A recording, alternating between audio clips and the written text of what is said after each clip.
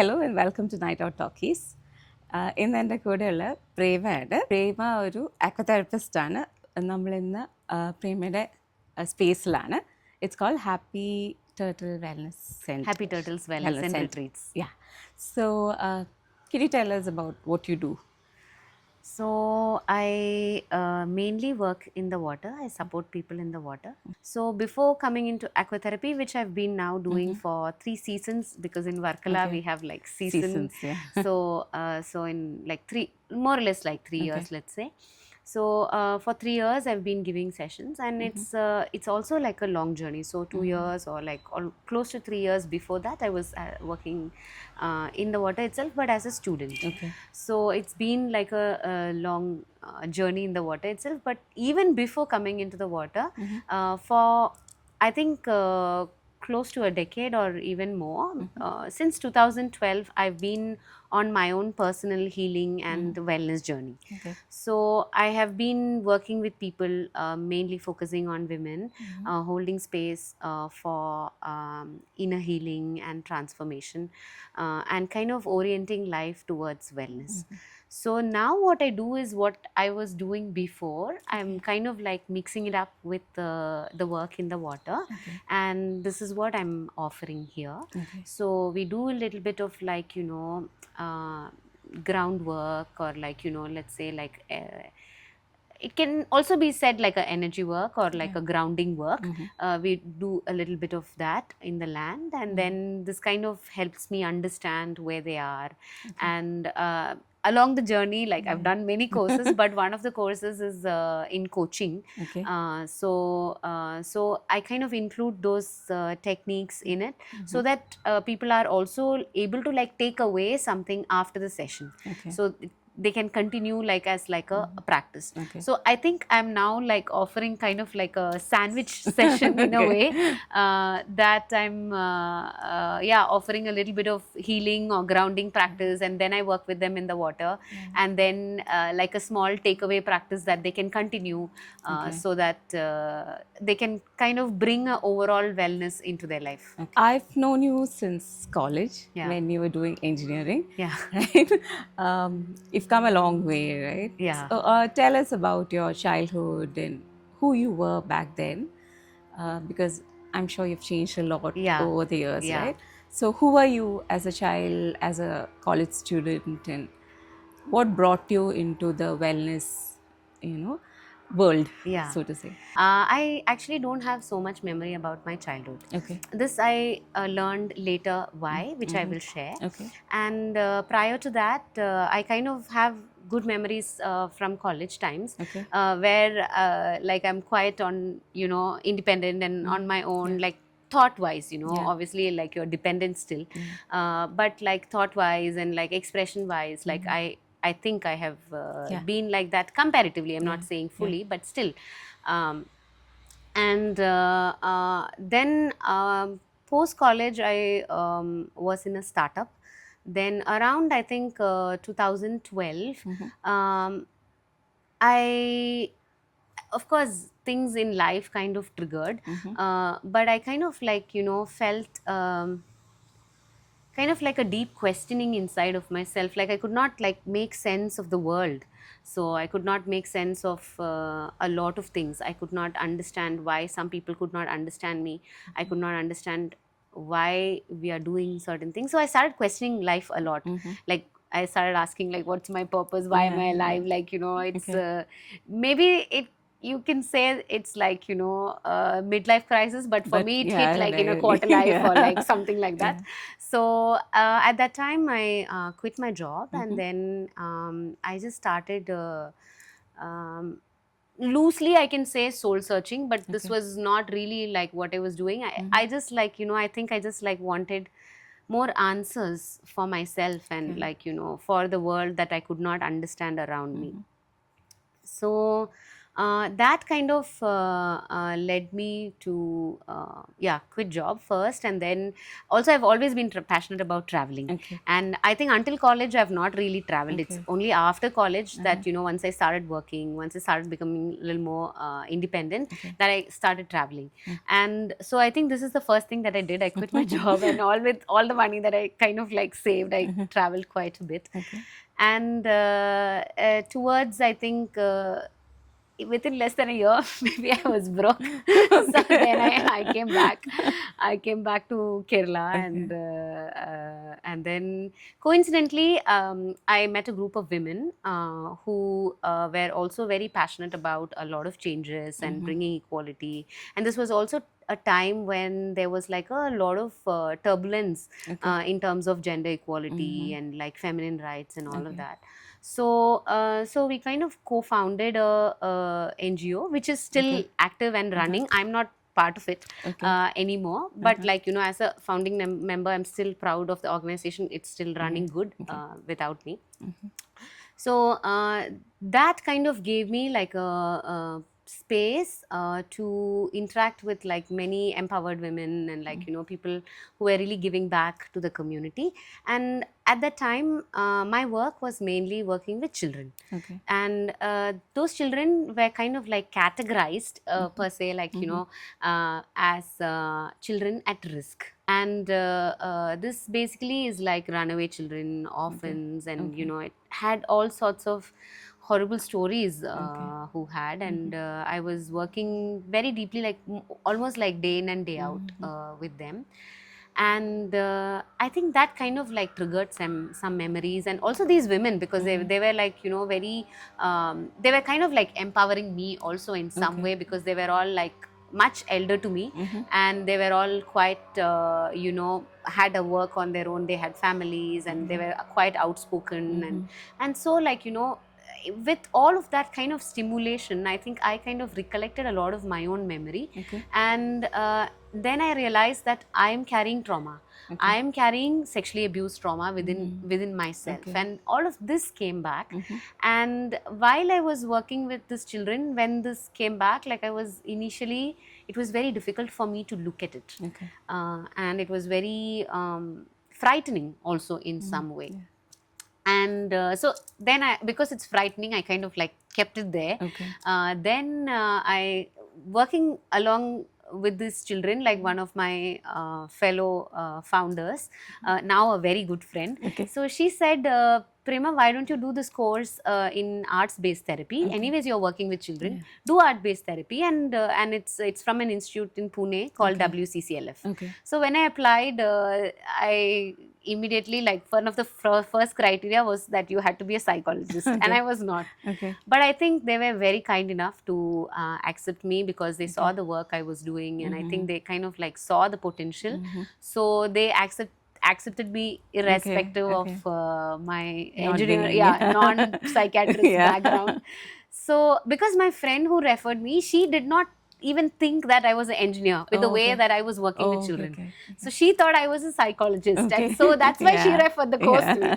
But anyways, coming back, like, you know, so I did this course, and I kind of like used this course with the children, and I could see like shift in them. And through this course, because this course in itself was like hand holding us, it was more like thesis work. We had to go to Pune like 2 or 3 times, and then we could do the work here, and we would like submit it. So it was more like a research oriented kind of way, and I really enjoyed it, because I'm not a good student, you know. So but I could see that, you know, I enjoy a different way of studying. It's not that, you know, I'm not a good student. I just wanted education differently.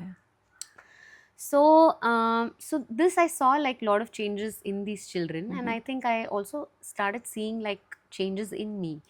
And when this course ended, of course I was very content, but at the same time I couldn't see myself as like a art therapist. It was still, I didn't feel like complete. Okay. So then coincidentally, the same friend again, she found another course, and she said, okay, there is this course in Pondicherry, so why don't you try it? Because she wanted to do it. When she looked at the curriculum, she thought that possibly it's not for her. Okay. So so then when I looked at the curriculum, I was super impressed, because it said like, Upanishads and like, Bhagavad Gita and yoga and it's integral yoga and subjects like that.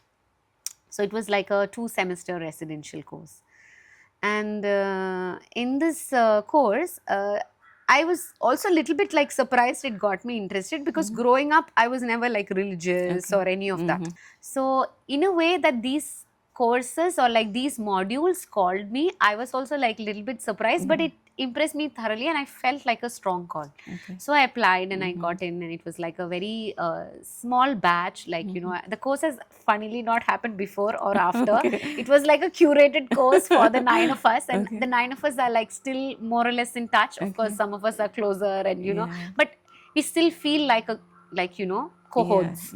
So we are like a group who we know kind of we are there for each other, because it was like a course which was more of very self-reflective and like very very like deepening. And I think my philosophy or like my own personal foundation, say spirituality or like my own life, let's say like my own personal life kind of is coming from this learning that I did there. So this is fundamentally coming from the concept of integral yoga. Integral yoga is formulated by Sri Aurobindo and the mother. So at the time, because I was introduced to all of this through the work, for me it's psychology. For me it's philosophy. So these amazing individuals, I see them as like really amazing individuals, but the work that they have done is what is my key motivation.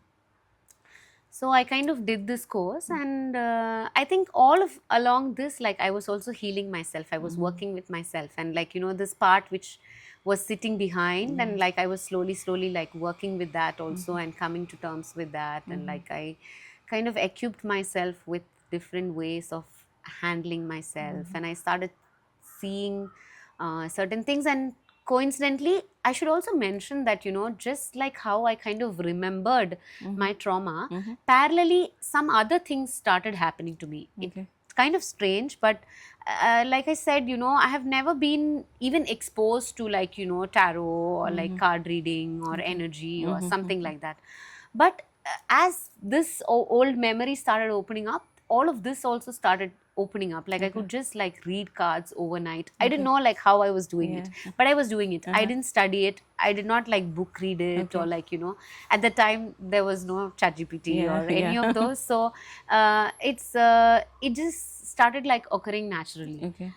So life kind of brought me to a situation where I was like naturally like guiding people, and I would get like word of mouth reference, like somebody would come take a session and then they would like refer somebody else. So I kind of like naturally like kind of not like really counseling, I would just like share insights with people. So then after this course, actually I thought, wow, like I've done such a wonderful course. I've done art therapy, like my life has changed, like it's going to be so amazing. But after that, like I was fully confused. I was totally lost. I had no clue what to do. And since then, like for about a year, like I think I had like really strong confusion inside of my mind, and I had to like navigate my path, figuring things out. But at the same time, I was feeling like there was more meaning in my life. Like I was finding like the questions and like the external confusion and all of those kind of things which I was feeling, that was all like very that had become mellow. But all of the external confusions were like really high. Like I didn't know like what career to choose. I didn't know like where to go, like and at the same time, like I think like all aspects of my life were also not so great. I did not know how I wanted to move ahead with my partner. I had difficult situation with my parents. Career wise, like I had no clue what I wanted to do. So in many ways, like I was like Unsettled? yeah, like I don't know what to say. Like I was, let's just say, lost, you Yeah. know.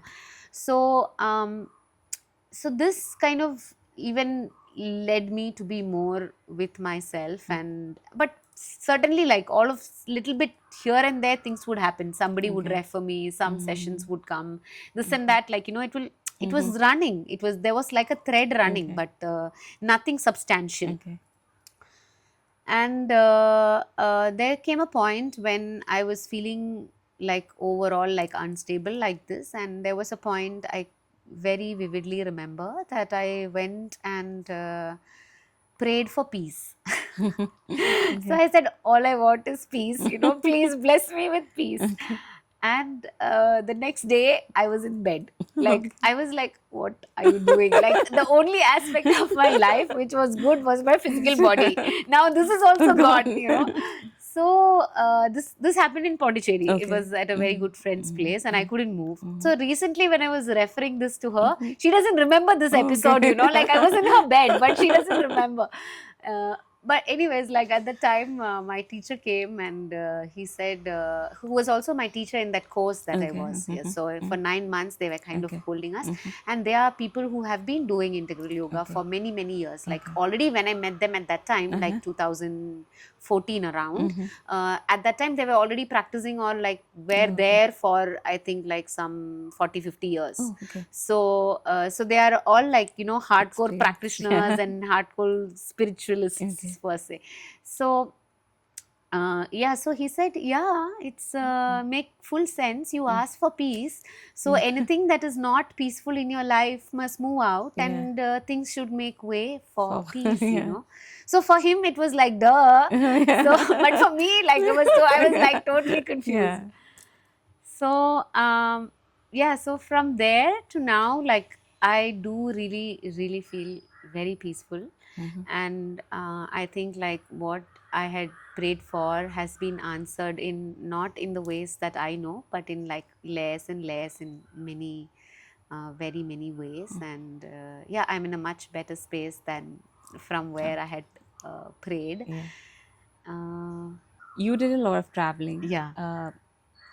And did you find yourself like at least a bit of your spiritual, Yeah, I think being like, in you your. know, travel is like really still a big aspect of me. Mhm.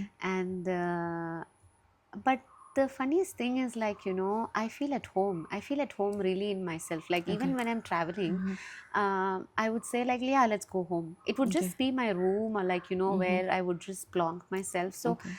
I I kind of realized that, you know, I carry my home inside of me, Mhm. and I'm very content with that. And I think like finding myself, yes, I think I'm still finding myself. And to connect back, like from where we were speaking, like, you know, from this time that I was feeling completely lost, and I was like having a lot of back pain. Um, that was like a very good healing phase for me. Okay. So it took me to a lot of things. It took me back to my parents. It made me like look into my partnership and how Okay. I want to move ahead with it. And so all of this journey was all like, you know, the travel is not just outside. Travel Yeah. was also like a Inside. lot happening inside of me. So all of this helped me like find Find myself more and more. And I think like I'm still rediscovering myself, and like, you know, my uh, I think like possibly like there are some fundamental principles in life which I think I value. And but like, you know, I think I'm constantly like little bit like, you know, discovering myself, and then I would think like, oh, I'm like this, and then after a few years I would be like changing again Yeah. for good, you know, Yeah. like in a Yeah. nice way. And I now I've come to a belief that this change is also necessary. Yeah. If you're not really changing, then Yeah. personally I feel that What's we have point of not really life? Yeah. done so much progress Yeah. inside of Yeah. ourselves. So what fell into place when you were bedridden? Like, how long were you in bed? And I was in bed not for really long. It was just like 2-3 months or okay. something like that. I think what fell in place was just I just had to fall in. that was what fell in place, Okay. because that took me back home, Okay. that took me to healing, and then that took me to really facing the reality that I was running away from. So in my family, they had difficulty accepting my choices. Okay. Now, like touchwood, like everything's harmonious, they see me and they accept me as I am. But I can also like understand how it would have been difficult for them. At that time I didn't Yeah, understand. I was just like feeling so frustrated, like what is wrong with them, you know. Yeah. But now I can understand like why it would have been difficult for Yeah. them. So so this was also like one of my key questions that I was asking in the beginning, like Okay. why is love so conditional? Like why is it that if I do certain things that I would receive love from somebody? Yeah. Why can it just be like, why can't people just accept me as I am? Yeah. So I think this falling in place was like falling ill, kind of brought things to surface that my extended family kind of supported my choices of life, and they said they spoke to my parents, and like I think there came a life shift in terms of making a decision with my partner. So we kind of like registered legally in terms of marriage and stuff like that. This kind of in India still it's like a license, so though I don't really believe in this framework, but for all practical reasons, any which ways we were like that, we are still like that. So I just had to do like some mental shift. So those kind of things kind of fell in place. So it cleared up a lot of things, because I think I was more I think I'm still like doing what I want to do, but at that time I was more like rebellious. But now I think I'm more like a peaceful warrior. Yeah. So now I'm still doing Yeah. what I want to do, but I'm more peaceful with Peaceful, myself and people around me, and Yeah. like I'm more harmonious in the family, and like so it's all good. Yeah.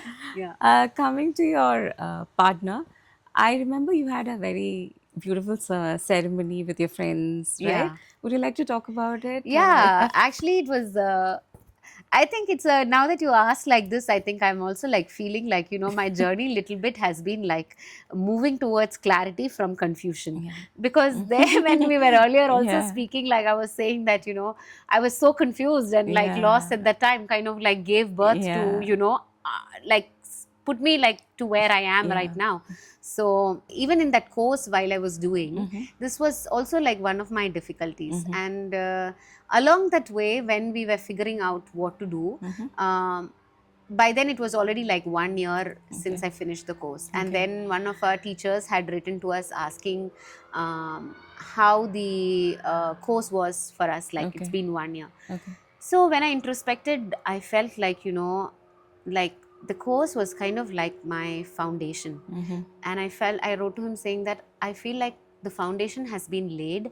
Now it's my job to build the house. So this is how I felt. And now when you ask this question, I think like my relationship with my partner is kind of my land. Like I think he is like, in one way, I think both of us we are like really like supporting each other in both our ways of growth and life. And it was really confusing at the time, because I felt like again I was going against my entire world. My parents were not for it. A lot of my friends were also not for it. And so it really felt like I had to like fight through to what I was thinking was right for me. And but to me, like it felt so right, it was the thing. And every time like I would meditate on it, I would feel like yeah, go ahead. I would feel like an internal nod coming in. So so then once we registered, my family, which was not there, so but we wanted to celebrate in some way, so we including us, we were like 44 of us. We had a celebration in Bali. It was like a very small close group. And yeah, we had like a beautiful exchange of like a locket. And yeah, it was just like a very prestigious, and I still like have feelings and like imageries from it so vividly inside of me. It's a I think it's a core memory. Yeah, I think I still have images of of your ceremony in my head. Though, how long has it been? It was in 2017. Wow, yeah. So So yeah, 9 years, yeah, almost a cycle. yeah. Yeah. Yeah. So what put things in place in perspective of wellness?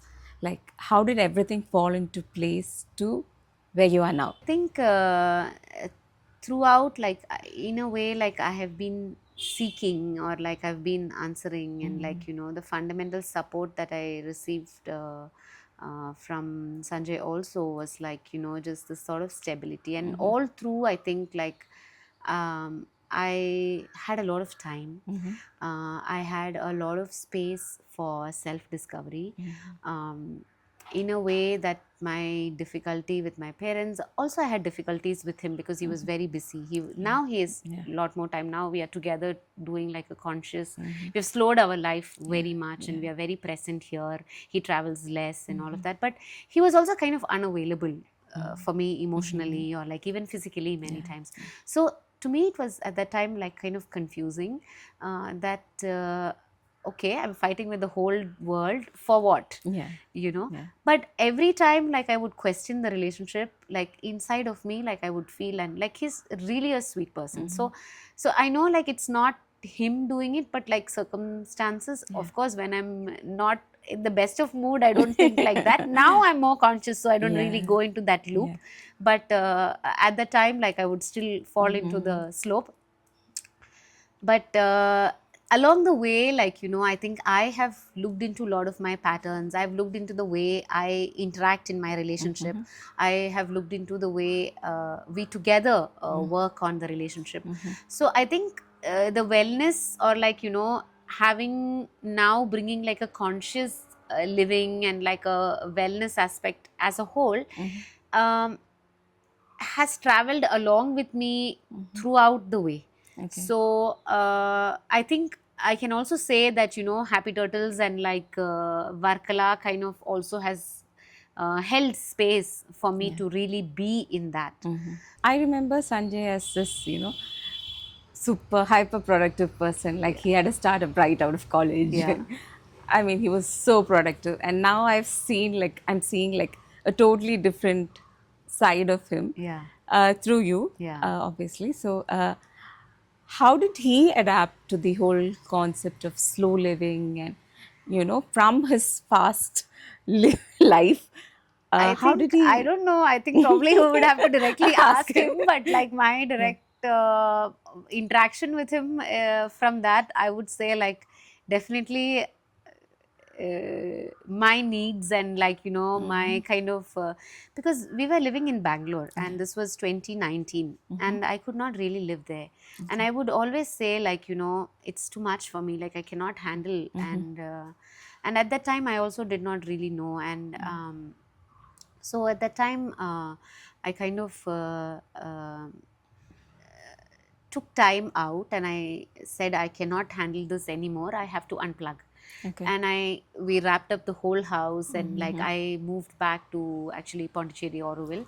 And because it was just Bangalore, I just like was too fast paced for me. I don't know, like somehow like I couldn't just fit in there.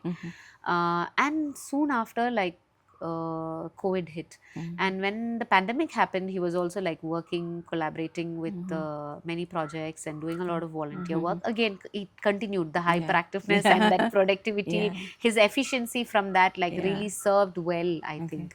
But I think Varkala and surfing and like the community here is also like given him. And I think possibly my demand for time and space has kind of like pulled him. Yeah. I hope it has only like gifted him more beauty in his life, and I hope I had not like pulled him down. So this is also in context to the outside world right now also. Everyone's running towards something, right? Yeah. How do you think we can balance that with, slow living? And like, for me, we're doing a lot of content work on social media, but this was like a we had a session earlier, and this was like a, you know, to taking me out of that, you know, fast-paced life and putting me in a, giving me space to be me. Yeah. How many people do that in this time, and how many people come to you, you know, to get a break from their life, I so don't to know say? how many people do that, but around when it's season, like yeah, we many people do come, and like mainly they come for sessions and these kind of insights, and we have also like people living with us and or like staying with us and doing like wellness sessions. Um, how you can do and how you can balance, I think probably I would say like um, first key would be like really like priority, to prioritize within oneself like what is important, what is worth my energy, Yeah. what is worth giving space and time, and making space only for that. It's not easy. I mean, even Yeah. for me, I don't think that I live a very Yeah. slow life, but when you put things in perspective, yes, I can acknowledge from where I was to where I am, yes. But when I'm living it, I'm not like really thinking I'm living a Yeah. slow life, right? Because but the difference I can see is that I'm not rushing. I don't have to rush from one session to another, or like, you know, even if I have things back to back, I don't feel the rush inside of me, which I used to feel like really long back. Yeah. So I think the slow pace is really like not just on the outside, it's like kind of like the pace that you feel Inside. inside of yourself as well. Yeah. How did the whole aqua thing come into, you know, place? Because you were already Yeah, doing a lot of counseling and you yeah, were giving insights as yeah. well. But what made you figure out that it was the aqua, you know, water that, you know, gave you the See, I space to think I'm be? really blessed. Yeah. Okay, when people say lucky, like I even correct them saying that no, I'm just blessed, you know, Okay. because I think it's two different Yeah. things. But my one of my teachers also says that, you know, uh, you are being chosen because you are also choosing. Yeah. So she says something like this, you know. Okay. So I think maybe I'm having like this synergy with Yeah. life to bring things more into perspective. So after our nice wedding in Yeah. Bali, I moved to Bangalore, and immediately after that, I started feeling that I wanted to give more structure to the work I was doing, because I couldn't really put a name or like, you know, put a specific terminology to what I was doing. Okay. So this led me to go ahead and learn a modality called EFT, which Okay. is Yeah. tapping. This Tapping. is like Yeah. a stress relief Yeah. sort of technique, Yeah. and this I studied in the US, and same when I went there for this, I also learned another course called Rebirthing Breathwork. Okay. So I was kind of, I learned this and I went back again to do one more round of training with that. So I did like multiple Okay. rounds of training with that. And my perspective is EFT really helped me clear a lot of trauma. Okay.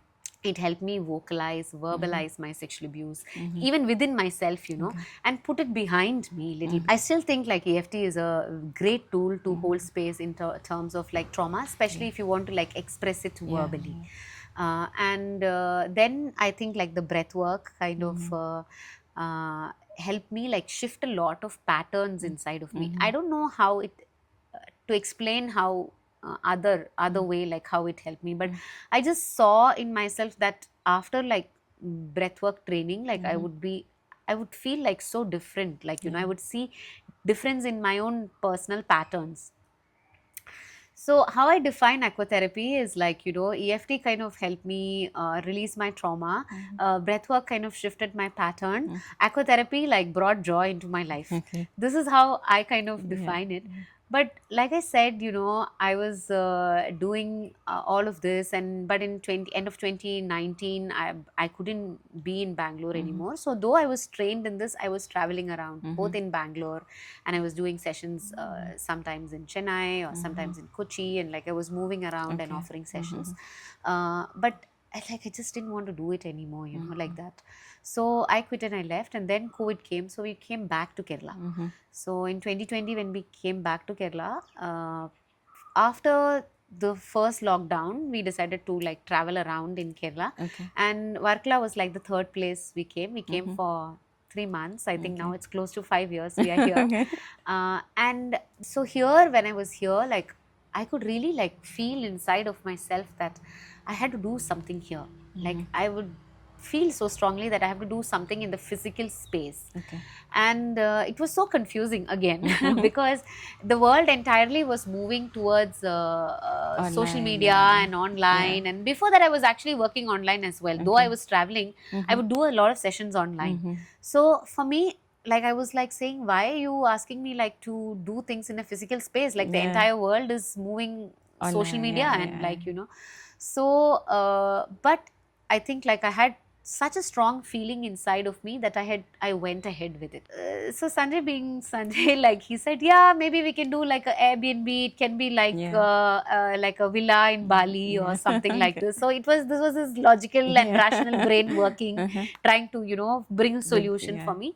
But 1 week later, after this initial discussion that I had with him, I dreamt, or rather, like when I woke up from sleep, I clearly knew that I had to go study in the water. Okay. So it was more like an internal awareness that came Okay. to go study in the water. Okay. And because I was living in Pondicherry before, so from 2014, I had been receiving this. Okay. But I've never thought of it as like a, you know, me being a practitioner or me offering sessions. It has never even crossed my mind. I was so happy to receive. I would just be like in the water and like, you know, Yeah. just be a happy receiver.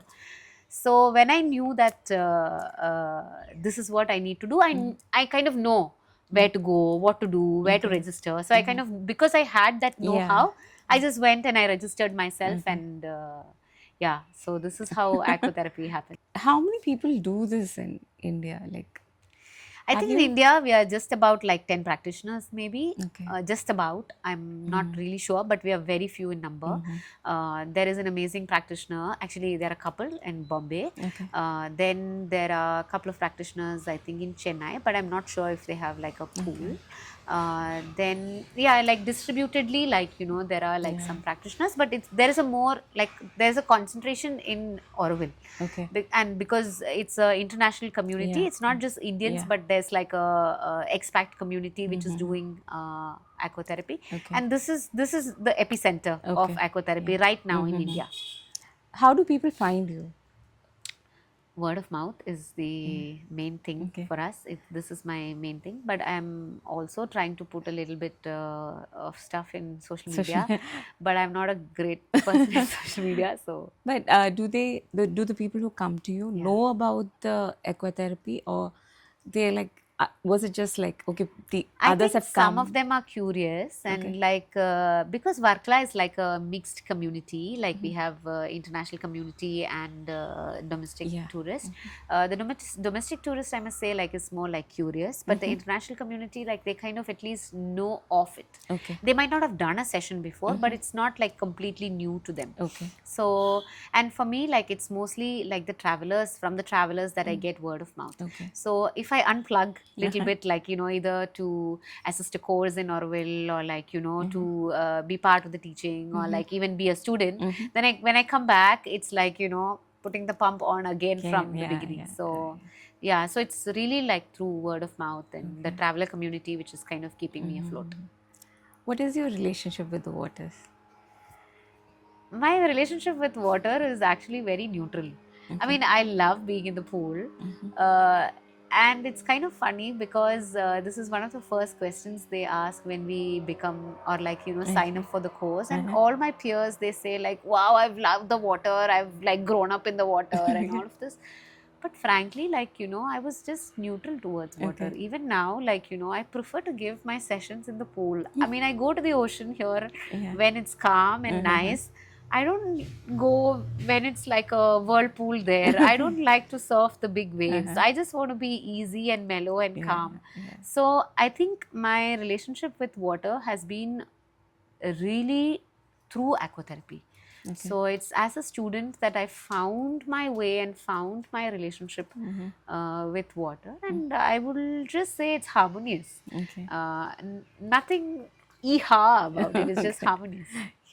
How do you usually plan a session? Like, I mean, since I've got first-hand thing, I Yeah. know that you do a grounding work and then you take them into the water. Yeah. But is it always like that, or I think some of my recent sessions has been like that. Before I wasn't really like that, but anyways, we have like a short talk before Okay. getting into the water to just know the body, where they are, and everything. I'm doing an extended one because of my experience Previous, from yeah, before. Like I've already been in this field for more than a Yeah, decade, yeah. and then I'm coming Yeah, into the water.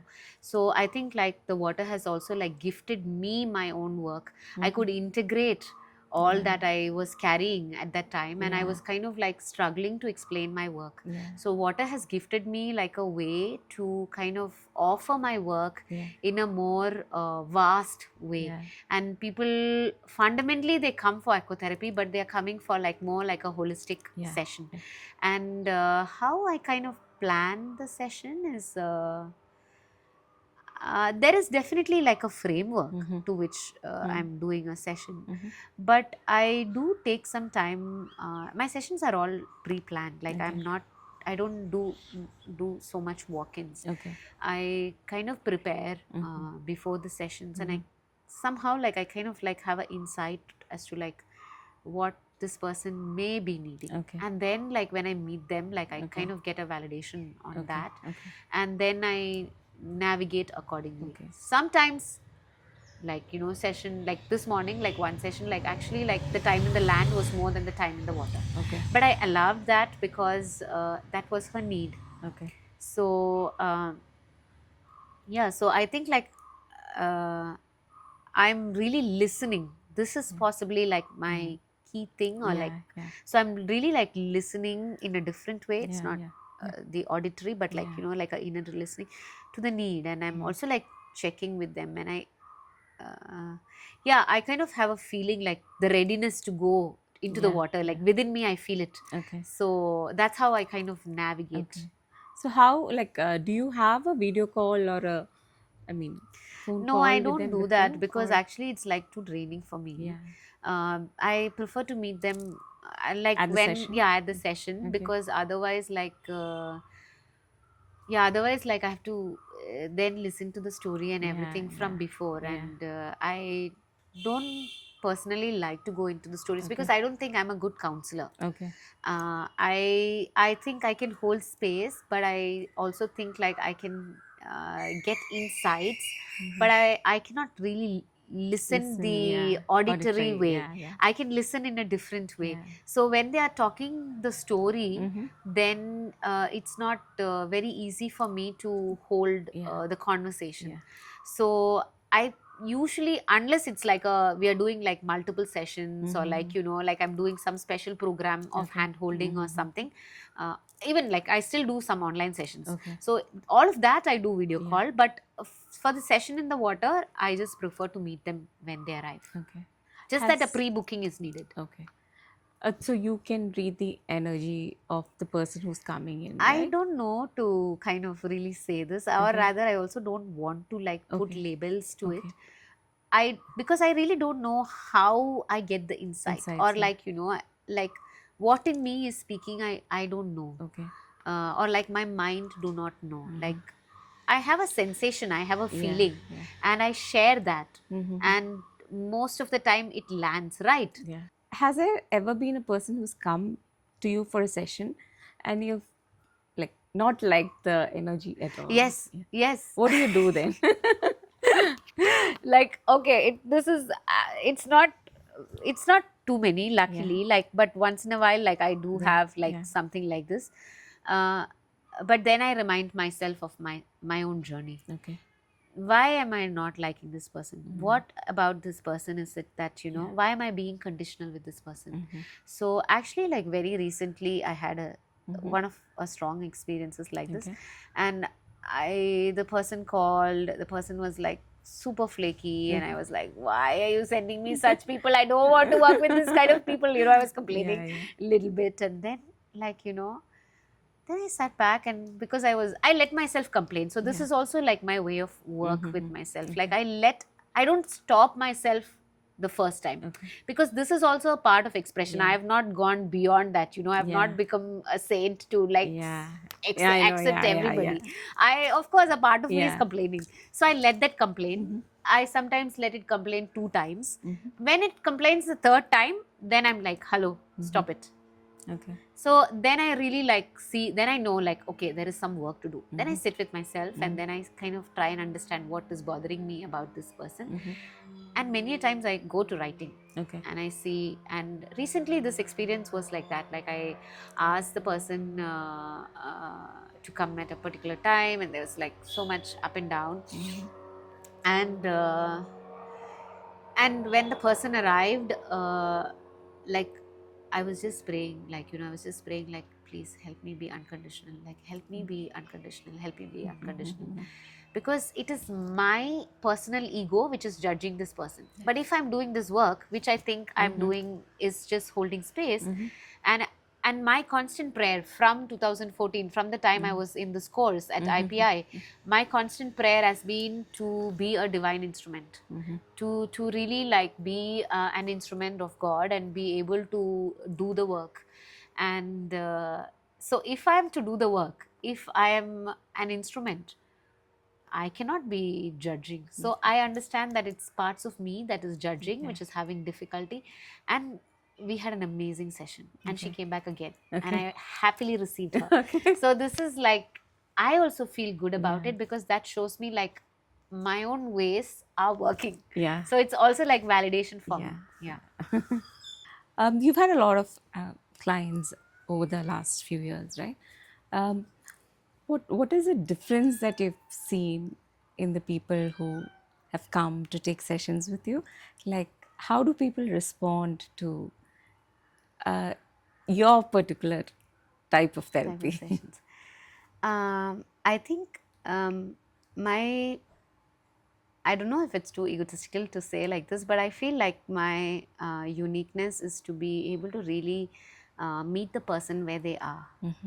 Because I think that's what I need. So I think like that's what possibly I offer. When I was going through my own journey, and like, you know, when as in even possibly now going back to the childhood, like, you know, possibly growing up, I think like I wanted like a friend, or like, you know, I wanted somebody to like really see me as to like what is happening, and not to have to explain too many things. So I think in some way, like I kind of am able to like see them. And what I personally love the most is the expression on their face when they finish the session. Yeah. So like, you know, because I've seen the person Yeah, before, and then yeah. I see the face like after the session, like this after session glow that they Yeah, carry. Like I can see that in yeah. you also, because we have just done Yeah. a session. So even sometimes I see that in me also. Yeah. Like, you know, sometimes I have a different face in the morning, and when I finish my sessions and come out, like Yeah. I'm like, wow, I feel like a different person. Yeah. When I opened my eyes after the session, the joy on your face was like, I mean, it was so pure. Like, I mean, you were so. I think you were reflecting what we were feeling inside. I guess. Has everyone who's come to you for a session gone back with the same, you know, joy and I you won't know? say everybody who has come to me. Okay. I would say everybody who has come to the water. Mhm. The water has that gift, you know, Yeah. because this is a warm water pool. Yeah. So any which ways you are lying down in the water, and it will relax you. Yeah. So some sort of relaxation is definitely guaranteed. Okay. And what I can bring in is, I just feel like it's little bit of topping. Yeah. So I think as long as I'm continuing and I'm just being honest and really being aligned with myself and offering from that space, it goes like really well. I have mostly had only, not mostly, like I have only had like really positive feedbacks. At the same time, during the session, I may within myself feel like, wow, this is such a big flop, you know, Okay. because previously, like I would stick to the ways that I wanted to do a session, or like something like that. Then I also started learning along with the water. I started learning that, you know, it's important to just offer them their need, and like a session sometimes need not be exactly in one way. Yeah. So the minute like I become adaptable, and like when I see that hey, the session is not going so great, I shift Adapt, immediately. Okay. And that is what I think is the result. So I think my ability to adapt in the water, not even in terms of like movements or flow, but even like the entire session structure, Okay. I think this is kind of. Has there ever been a time when you have felt that you're not aligned to what you're doing? Yes, even sometimes like if I for a few days when I don't have clients, I'm like, what am I doing? Of course the doubt come, but it's like, you know, before if my doubt used to come and would stay with me for months, now it comes and immediately I pick up the thought and say, hey, come on, it's an old thought, don't go there. How do you recharge? Like, do you have a, like you've said that Varkala gets too hot for you during I summer. unplug. I think I unplug. How do you? One of our friends, I'm sure you also know, one of our friends, Joe, like he says, like, Prema, you can't run a business if you are closed 8 months a year. So I'm like, first, mine is not a business. I don't look at it like that. Secondly, like, I am not closed down like 8 months. I work more than 6 months. This is already too much according to me. So I think like one, I do take regular breaks. Like I know like when I want a recharge. Sometimes it's not even like a recharge. It's like a pause. And I think also like my own personal practices, like, you know, like even through the day, like I feel like I'm recharging, like, you know, if I'm like, for example, today actually I had like a long day. I had the day had started like morning with a friend, temple, and then I had to meet somebody at 9, and then sessions, and then, you know, the two of you, and then our interview. But I still have energy. So I think I'm doing okay. What is a tool that you can suggest to anybody who wants to practice, I mean, something, you know, like a wellness thing, but I know the answer. So I think like what is the one tool that must be practiced is morning pages. So morning pages is a way of writing. It is you need not be spiritual, you need not be like believing in anything for that matter.